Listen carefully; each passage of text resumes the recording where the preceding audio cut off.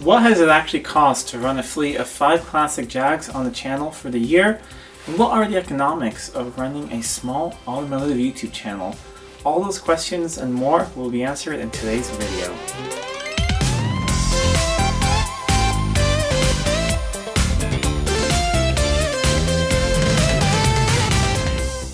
Welcome back to Living with a Classic, and if you're new to my channel, I hope you stick around and consider subscribing. I put new videos twice a week, so there's always something new and exciting to watch here on the channel. Today's video is a little bit of a subscriber request, or I put a couple of subscriber requests together into one video. And then I thought I need to add, the end as well, what are the economics of a small automotive YouTube, because I think I need to explain that in order to explain everything else. So the idea started with a subscriber who commented that it'd be fun to see what it costs to daily drive the XJ6 for a year. So what are the costs of daily driving a 45-year-old Jag for a whole year? And I thought, yeah, that is great. However, I thought that's not going to happen until May or something when I've driven it for a year. So I thought it would be kind of fun to do another video as well. One now where we talk about at the end of the year, or the middle of December right now, seeing what it costs to keep this channel alive, these cars alive for a year. So I have the receipts here from everything I've done this year, and everything that's been done to the cars have been documented on video here. It's over 100 videos, so it's quite a bit of receipts, and I think you'll be surprised. It's probably not as expensive as you thought it would be, but of course it is a lot of vehicles.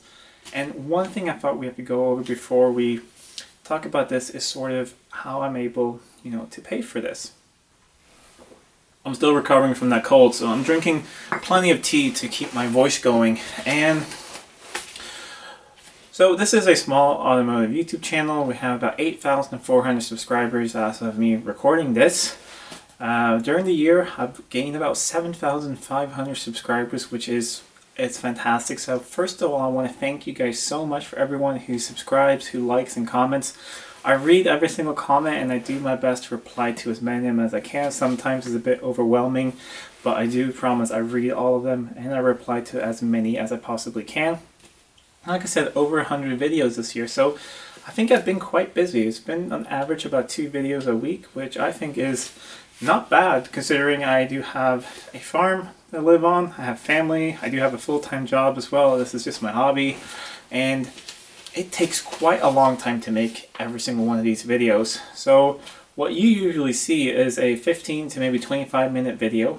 How long it took to film really does depend on what I was doing. So for instance, the last video on the Range Rover, that is a whole weekend of doing stuff on the car where the camera's rolling. So then I need to sit down, I need to cut that up into something that I hope you guys will want to watch. I cut that down as much as I could. I got it to 30 minutes, which is my longest video so far, but really there was so much that I couldn't cut out, and I always try to cut everything down as much as I can, and so that takes quite a bit. So let's say on average I spend 2 to 3 hours editing a video. It can be more. It's usually never less than 2 hours, but it's more around 3 to 4 hours editing a video. Then I need to make the thumbnail that you guys see, use an app for that, take a nice photo, do that, and then I need to write all the text beneath there. I need to put links, I need to think of a title that I hope you guys will click on. So yeah, it does take quite a lot. So I know it's probably editing and uploading all of that for a video is probably 4 or 5 hours doing that. And then I don't even know how I'm supposed to count the hours of how long it takes to shoot a video. The only thing I've started to figure out that if you're doing a job on the car, let's say it normally takes you 2 hours, if you're filming it, it's going to take 6 hours. So let's say, when you're working a workshop, think of how long something takes. Think of how long it takes to, replace brake pads or something. Do that times 3, that's how long it takes when you're filming it. So it is a very big commitment, all of this, and I think all you guys do understand that it takes a lot of time, and it means a lot to me that you guys like to watch these videos. It is a big time commitment, and I'm going to continue with it. I absolutely love it. I feel like I'm making friends around the world who share an interest, who find it interesting, and I find it fascinating that people from the other side of the world watching what I'm doing here in my little workshop in Sweden on the internet. I mean, that is pretty cool. More onto the topic here. So I have tallied up all the costs for this year. I've split it up per vehicle here, so it's a couple of pages here, and I've done the total for each vehicle, and then I believe I have, yes, I have the total for the cost of everything on the channel for this year. So I thought we'd go through the vehicles first. We'll go through in backwards order. We'll go through the one I spent the least on to the one I spent the most on, and then we're going to go into the economics of YouTube, because I do have a small channel here. It does have advertisement on it. I do get a small share of that. It's not a big lump of money at all, but it has definitely helped to pay for all the expenses here.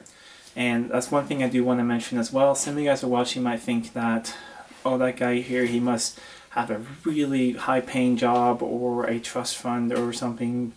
And that is definitely not the case at all. I have a pretty normal job. I work in IT support for a major company, and it's a great job. I'm the guy that if you got something wrong with your computer, you call me and I try to help you in that company.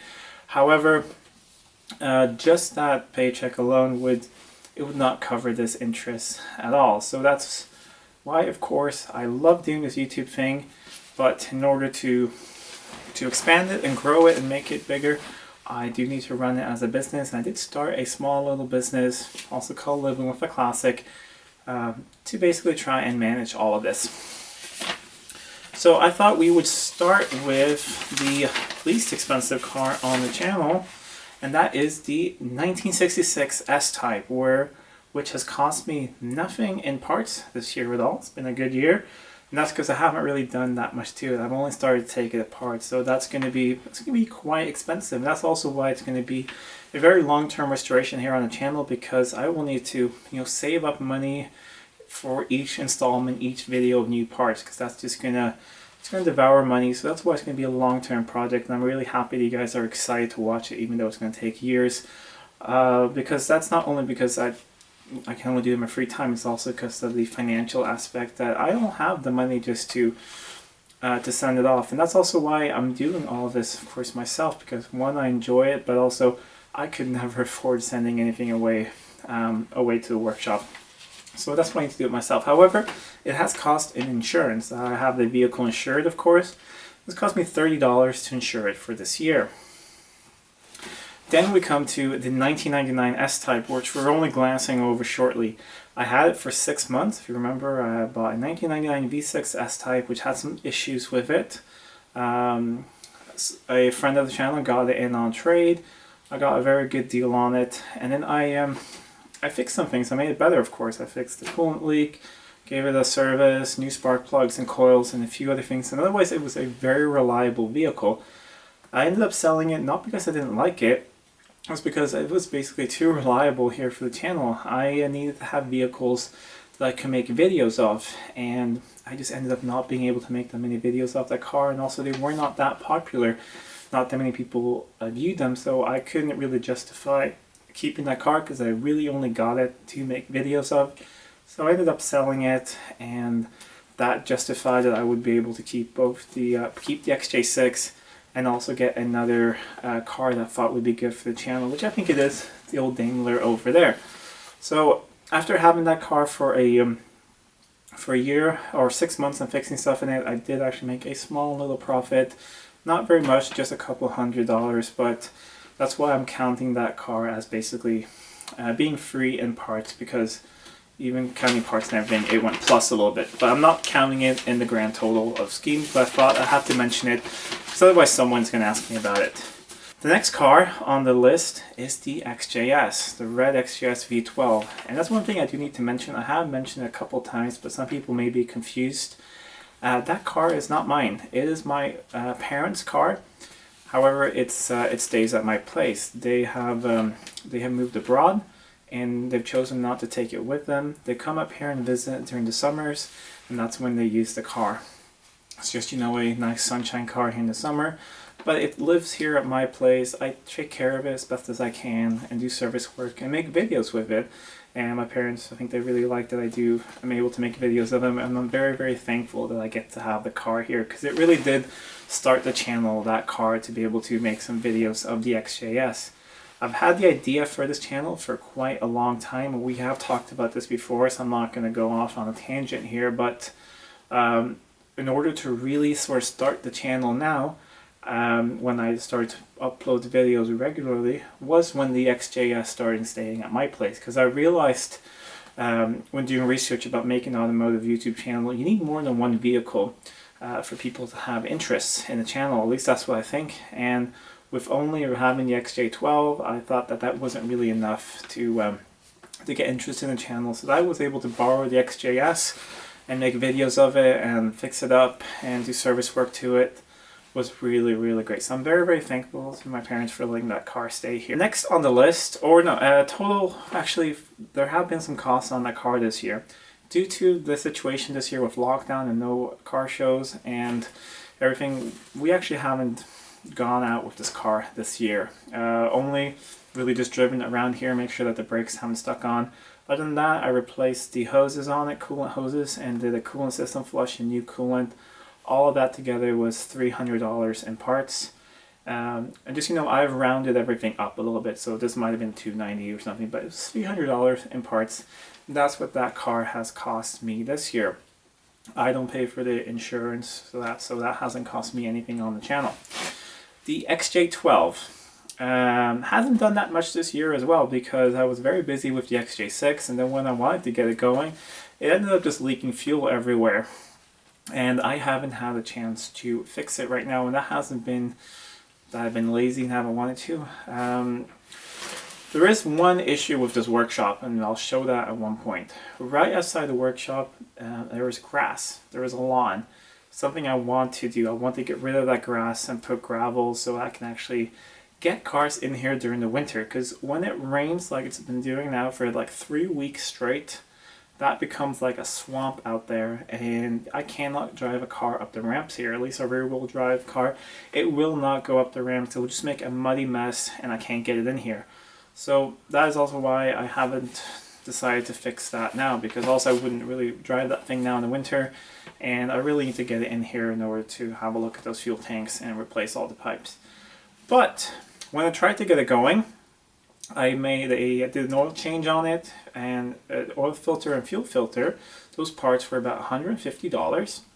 I paid insurance on that car, of course, and for a whole year, classic car insurance on that car is $170. I don't pay tax on it because it's a classic vehicle. Then I bought new fuel hoses already, and I bought new pipes as well, so I do have all the parts for it, and that was about $100 altogether.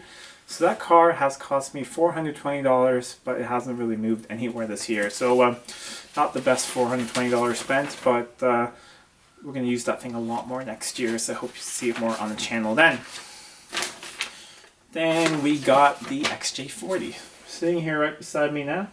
Hopefully it will be back on the road really soon. We've got 2 upcoming videos that will be up now in the end of December on that car. And then I hope to go out and drive it a little bit, because we haven't gotten any snow here, really. Not much to speak of, so I can go out and use that thing. Just gotta figure out the heat in it. So that car, first when I got it, it was sitting for a bit, so I gave it an initial tune-up. And I did order parts that haven't fitted yet. I still want to replace all the coolant hoses, so I bought those. I'll put those on the list here of parts I purchased, but they haven't been fitted yet. So the initial tune-up plus coolant hoses plus oils and all of that was about $250 for all those parts. That was spark plugs, cap and rotor, HT leads, yeah, just everything did in those videos, oil change, all of those sort of just initial things to fix on at first. That was $250. The tax on that car, it is still needs to have tax on it. It's $150. However, that was the last tax I ever have to pay on that car. So that tax runs out now at the end of December. And after this is a classic vehicle where I live, and it is tax exempt. It's also one of the reasons I decided to purchase it now, because it will increase in value just a little bit from just being tax exempt, which is a very weird thing, but that happens here. Insurance, the same as the XJ12, about $170 for the year, even though I haven't had it for a year, but I paid for a whole year, so we'll count all of that. Then I went for a drive to take the head off the XJ6 to the machine shop, and it broke down. So I'll put a link to a video up above there if you want to see that. So I had to get a tow home. I don't have a special tow insurance. I just have, tow included in my insurance, but there is a small penalty you have to pay, just about $150. Thankfully, I can get it towed to my house. Usually you can't do that. Usually it has to be towed to a workshop, but since I have a registered business here as an automotive repair shop, I can have it towed to my house. So that is quite convenient. It ended up being a crank position sensor, which was $72 for an original Jag part. Not very expensive at all. And that's all this car has gotten so far this year.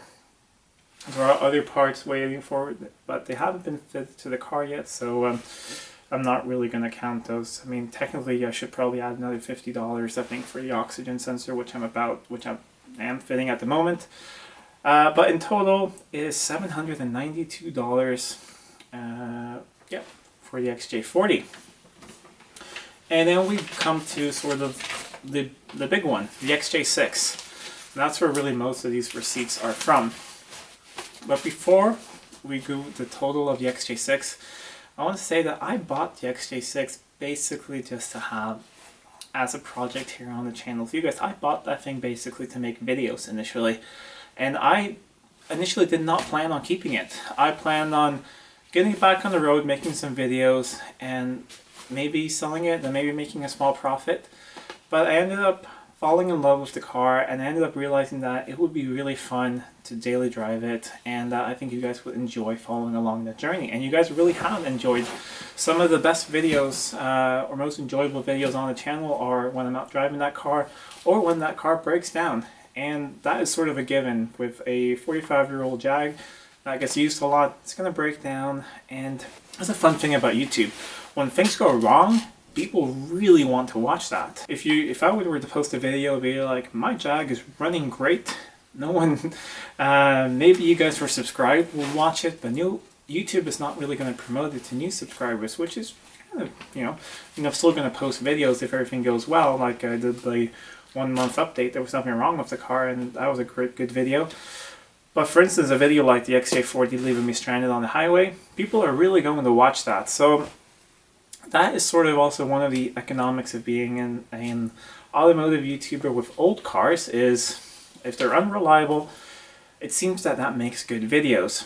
Alright, so before we do the XJ6, I just need some tea to, because I still have a little bit of sore throat. By the way, if you feel like supporting the channel and you want the cool tea or coffee mug, these are for sale in my shop, link down below. You can also pick up hoodies like this one. We got t-shirts, we got stickers, and due to requests from a couple people, I just got these for the fun of it now, but they're able to sell as well.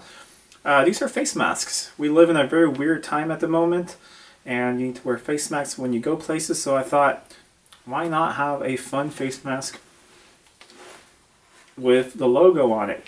They're available in 6 different colors as well, and I've been using this one for a while now. It washes, it's really great, and I think it's a bit more stylish than just a normal blue one.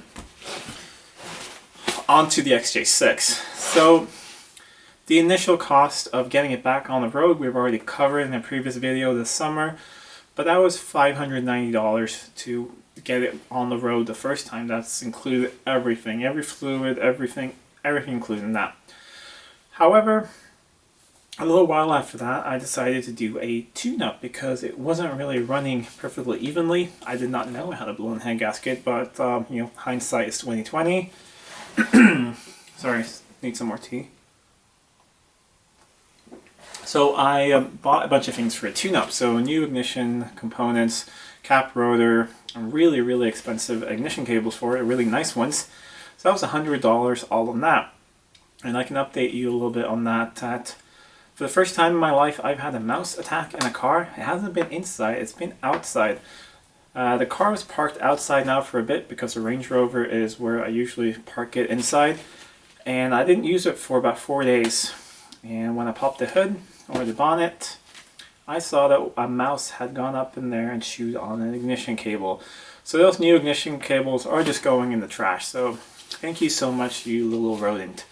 Which is interesting because I've never had any rodents in the workshops or anything. I have traps everywhere. Never had anything. So that's unfortunate. But yeah, enough of a tangent. So I had a tune-up, was $100. Then the heater valve was leaking, and I wanted to replace the rear window seal. I bought those at the same time, but didn't replace the rear window seal until later. That was $200 for those parts. It's $170 to insure it. As you can tell, I use the same insurance companies, and the vehicles are pretty much identical in their eyes.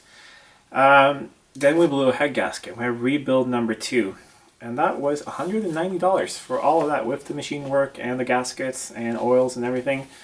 The grand total for owning that car, 2 head gasket jobs and a couple other things for a whole year, is $1,250, which I think is not really that bad at all, considering all the work that's been done on that car and how well it runs now, despite some chewed cables which I've replaced. I think that's not bad at all. And let's see, the grand total for all the cars during 2020 is $2,792, which honestly I don't think it's that bad. Yes, it is definitely a lot of money, but spread out over all those vehicles, I don't think it's that bad at all. But now really on to how I'm able to afford this. Honestly, I am able to afford doing this because you guys watch these videos. I don't make a lot of money from the videos at all, but I do save every single cent of anything I make from these videos, and in my view, I invest them back into the videos. So I keep that money separate. I have a small little company. That's where I keep the money that I get from the advertisement from YouTube. So YouTube advertisement basically works that YouTube will put ads on your videos. If you have more than 1,000 subscribers and more than 4,000 watch hours, you're eligible for the YouTube partnership program, and your content needs to be family friendly. You can't have any copyrighted music, no swearing, and it has to be proven that there are real people watching your videos. Then you can be eligible for that program. Then you get 50% of the ad revenue that's on your videos. And then of course you gotta pay tax on top of that. So where I live, income tax on top of that is about 30%. So 50%, and then I get to keep 70% of that 50%. So this year I've put out over 100 videos. The ones in the beginning of the year, of course, only made like maybe $1 or so because I didn't have that many people watching. But the channel has grown. So right now in the fall, let's say, if I post a video, usually it's the first week where I make any sort of profit on the video, and then after that it's just some cents per day. So on average I can make maybe $10 in that first week on a video, and I think that's really good. And if a video is pretty popular, I can make something like $20. And my most popular video has been the one on the SU carbs. Basically the overview of SU carbs, and that video for a whole year has made a whopping $200, which I think is absolutely fantastic. And I mean, it's nothing compared to any of these big channels where people can live off this. They have luxury cars that they're working on. They have sponsorships. I don't have any sponsorships or any deals like that. I do have my very loyal fans over on Patreon, and I'm very, very grateful and thankful for their donations every month. And getting the ad revenue together and the Patreon stuff together, it pretty much evens it out. It makes it possible for me to make these videos. If I wasn't making these videos, I definitely would not have these fleet of cars. I'd probably just have the XJ12, which would be great as well. But thanks to you guys watching, I'm able to have these cars, and I'm able to make videos. And I really felt like I wanted to explain this because many people might think that maybe I am really well off, which I'm not saying I'm poor, I'm definitely not that, but I'm saying I'm not as well off as some people may think. And some people are wondering, well, they're waiting for a video, why haven't you fixed the interior in the XJ6 yet? Well, it's a financial thing. I definitely want to. I have looked at different interior kits and different products, but I need to wait because at the moment I can't really justify doing that. This is my hobby. Can't really, I'm not trying to take money or anything from my normal income, which I need for, mortgage and all that.